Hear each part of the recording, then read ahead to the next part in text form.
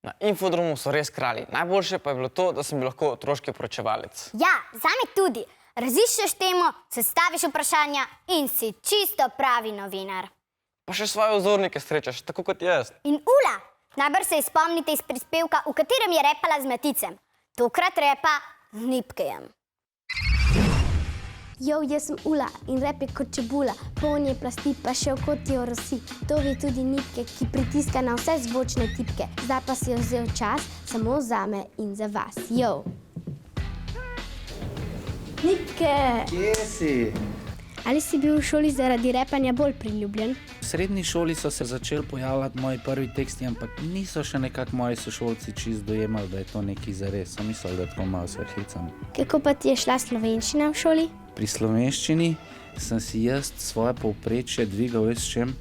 S tem, da sem se naučil na pamet pesemce in jih ful dobro zdekamiral, pa spisi so mi šli ful dobro. Zdaj, ko si izkušen repar, a poznaš rimo na vsako besedo? Ne, po mojem, da ne poznam, ampak če se pa potrudim, jo bom pa zihar našel. Kaj pa se rima na pentlja? Pentlja, že toliko zgodaj mi boš matra, kaj?